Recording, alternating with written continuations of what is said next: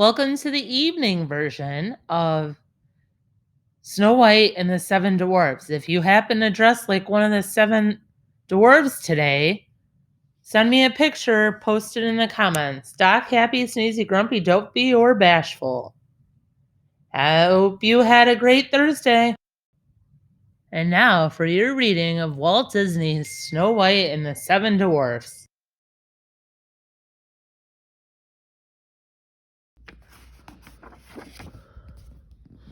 Once upon a time, there lived a princess named Snow White. Her black hair was dark as night, her lips were red as a rose, and her skin was as white as newly fallen snow. Snow White was so lovely that her vain and jealous stepmother, the queen, feared the girl's beauty would someday outshine her own.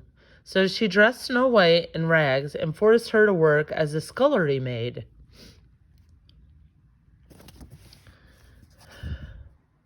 But each day, just to be sure, Snow White's stepmother looked into her magic mirror and asked, "Magic mirror on the wall, who is the fairest one of them all?" And each day the mirror replied, "You are the fairest one of all." And so the time passed. From morning till night, Snow White scoured and scrubbed with never a kind word from anyone. Only in her dreams did she find true love. One day, while Snow White was working in the courtyard, a handsome prince suddenly appeared before her. Oh, look at them. Ooh. Snow White was startled and ran into the castle. But as she passed a window, she heard the prince singing and stopped to listen. As she listened to his song, Snow White realized that this was the prince of her dreams. That very afternoon, the queen asked her usual question, "Magic mirror on the wall, who is the fairest one of them all?" But this time, the mirror replied, "Snow White." In a rage, the queen summoned her royal huntsman. "Take Snow White into the forest and kill her," she commanded. The huntsman protested, but the queen wouldn't listen. Oh no, what's going to happen? Reluctantly, the huntsman led Snow White into the forest, but though he raised his knife, he could not bring himself to harm her. "Quick, child," he urged. "Run away! Hide! Hide! And never come back!" Snow White raced through the woods, her heart pounding with fear. A cold wind nipped at her heels. The brittle limbs of long-dead trees reached out, clawing at her dress, pulling at her hair. Blinded by tears, she tripped on a thick root and tumbled to the ground. Snow White lay there, sobbing for a long time. When she finally dried her tears and looked around, she saw a ring of friendly faces. Oh, we've got a lot of different animals. What all kind of animals are in this picture? There were birds and bunnies, chipmunks and squirrels, and even some graceful deer.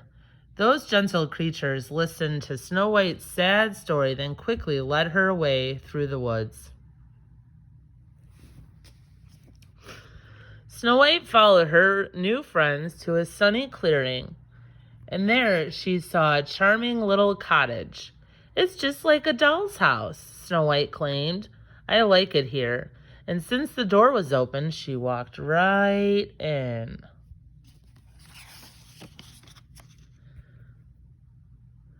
Inside the cozy cottage was a long wooden table and 7 little chairs.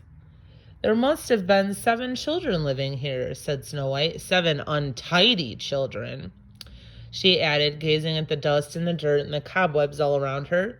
"You'd think their mother would clean up after them." Snow White went on, "But maybe they have no mother. Maybe they're orphans. How sad."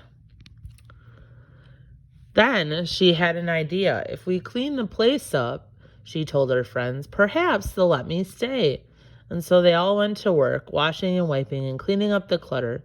In no time at all, the little room was spick and span. Then Snow White went off to explore the rest of the cottage. Such good helpers cleaning up.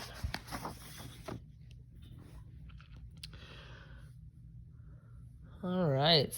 Upstairs was one big room with 7 little beds. At the foot of each wooden bed, a name had been carved. Doc, Happy, Sneezy, Dopey, Grumpy, Bashful, and Sleepy. What funny names for children, Snow White mused. But speaking of Sleepy, I'm rather tired myself, and with that, she sank down across 3 of the beds and promptly fell asleep. The animals found other places to rest. Soon they, too, were sleeping soundly. Uh-oh.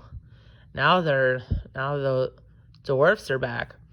That night the owners of the cottage returned, but they weren't 7 children, they were 7 dwarfs. Diamond miners by trade, home from a hard day's work, and then they saw their strangely tidy house. They were immediately suspicious. Hey, someone hid our dishes, Happy said, pointing to the cupboard. And someone set the table, said Doc. The whole place is clean, whispered Bashful. There's dirty work afoot, Grumpy said.